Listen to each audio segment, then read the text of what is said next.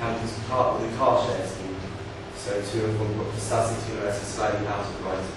And so that's massively increasing. We're trying to get like 20% of car users using the car share scheme by the end of this year. And also we submitted a proposal about increasing charges for 4x4s and sports cars at the university, something around that one.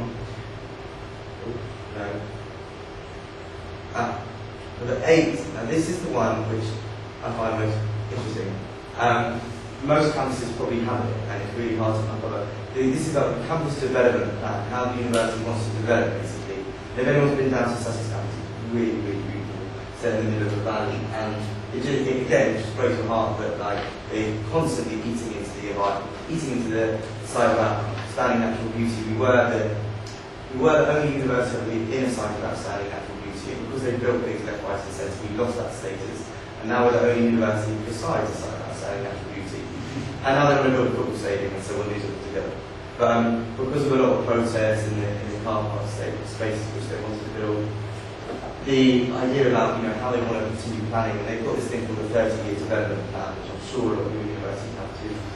And it's about having that public knowledge, having that on the website, having presentations of it. And so there's obviously very contentious things in there, like where they want to build new residencies, and they want to build a road through the parks and motorway and stuff. So it's about getting hold of that. This was number 9. It was one of the 4 that we've never achieved. We haven't achieved in total, but I didn't actually think I'd see this as a very jarring, was to have a university ethical investment and procurement policy. And some universities actually have them. And it's on the university committee agenda now, but it's going to be such hard work because obviously they're going to embark these, which are horrendous environments with human rights track record. They have Nestle and Coca-Cola on campus. This is the university department of the union. They have Caterpillar coming on campus to make the residencies and stuff. But it's on the radar, which is good.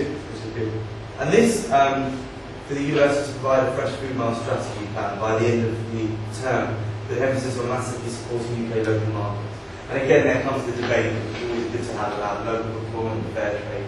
And what the university and the union has both said is that 90% of their fruit and vegetables will be from the South East region, 10% on the other, 10% on fair trade and organic, and 50% of everything else being from the South East region, and they're working towards the other 50% by the end of the academic year. And a few other little things which weren't, obviously these things are completely circumstantial to your university, but it's just a kind of, I hope that helps. But you can also work on ethically sourced wood products, you can focus on vegetarian and vegan foods, cleaning products, fair trade status.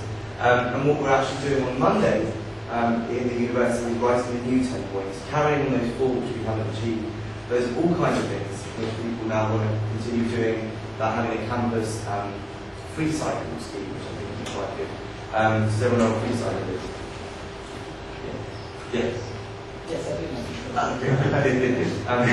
Having come to free cycle scheme, or focusing a lot on water. We haven't actually focused on water conservation. Or some people want to. One of the suggestions is for every new student, the university has to plant a tree at 10% of them on campus, which in a few years will probably become a jungle. Maybe, hopefully. And so that's just an idea of how it works. Again, what was being said before, it is really helpful having people in relevant committees. It is useful having people on the student union exec on it, and the senior management. But one of the main points of Eco Union is that we try to be very grassroots, to be very grassroots, having these environmental reps everywhere. But there's another massive focus is on direct action. Whilst lobbying is also always very good, one of the things that we, by being able to take the situation into your own hands, and the environmental reps, what is kind of being set up throughout the university community is a kind of flash mob of environmental issues. So they're constant demonstrations or protests about when there's some kind of when there's threats of new car park being built. So there's constant knowledge of what's going on really, and that's included everything from involvement in university management decisions to different acts of civil disobedience as well. It's important to have all those different things as part of it. But again, I hope that gives some kind of blueprint about how it can be done on your campus. We've got a national gathering coming up, which plans to fly around on the 26th of May, with workshops on all the kind of 10 things that we focused on and how you can actually start generating on your campus publicity, environmental reps, keep banging on it. And just some ideas about things which are coming up in the future. We've got a film coming out which we can send around the country. I can maybe take people's emails. Just an 8-minute film about eco-union and how it was done and how it's kept the pressure on the management. And finally, we've just found out that staff, faculty and students are so amazing in terms of it's just the management of the college. No surprises there, but they finally just put it onto their agenda. They're putting a whole set of money towards it and stuff, which is never thought would happen either. A few last things about how it can spread around is installation of teleconferencing units in schools so they don't have to fly. Well, it's a solution anyway. Tuk-tuks around campus as well. All kinds of things about actually do as well as very helpful. So I hope that's given some idea, and maybe we'll send some emails around so I can send a presentation. And I suppose we'll just go from there. So thank you.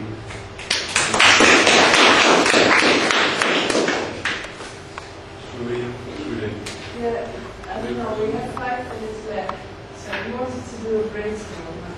We have more speakers than we thought, but I think it was really interesting. See frames from the international perspective laid down to the actual local campaigns. Shall we ask Echo, maybe people won't mind missing 10 minutes for their lunch, I don't know, but should we ask? Maybe you see if there's any questions before. Well, I'd just like to ask about the eco-union. Have you, this sort of plan, what you've done there is brilliant, really good. Yeah. But if you contact NUS, for instance, and try to get them to force it, or not force, bring it to other different student bodies around, because you seem to have quite an effective plan in relation to how it goes. Simplistic. Well, I said the simple steps. They seem like simple steps to us, which with a great deal of effect. But yeah, have you contacted like NUS about this? So the idea was, it's definitely worth pursuing. The idea was that we wanted to get it, because it only started in like September or whatever, but we planned it, because I work full time in the student union, so we planned it in the summer, got students involved as soon as they got there, literally as soon as they got there. And the plan was to get it off the ground at Sussex first, and prove that we can do it, and then spread around nationally. And now, Higher Education Environmental Performance Initiative and the Environmental Association of Union and Colleges are going to adopt the campaign. We could take things to NUS. I'm just curious, because obviously they'll have quite a lot of filtering. Yeah, through. And hopefully that's ideas to the National Council and things around. But yeah, now definitely spread it around. Can I just come back on that as well? Actually going to the NUS conference, it's quite frustrating. I don't know if anyone's been, but it's sort of, them and then you. We got one motion last time. Well, I think there's a lot of frustration, a lot of time wasting. So I do think that the way that many universities can operate most effectively is you touched on this in your presentation. At LSE we can't really plant trees. And each university is going to have specific needs, but I think it's really important that when universities have really good ideas, one of the key drivers that we've been pushing here is the ethical investment, and it is the sort of what management can do, the overarching thing. We've put in freedom of information requests for flights, things like that, and challenge the director on that. Each of those is individual to your specific university. So the 10 points listed here, I think, could be modified. Could be modified onto each university, because I think it covers enough general things, and you're addressing obviously based on local requirements. It would be great if NUS consider. The relationship that.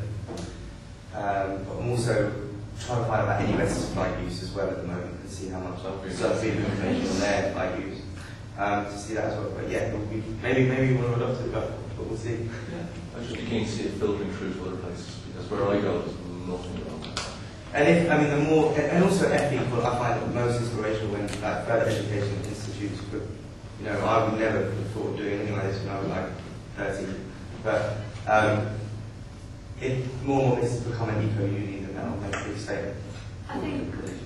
Did you say that you were studying in London? I'm just finished. Yes, I'm in Brunel. I think ULU has got a lot to do in order to actually make it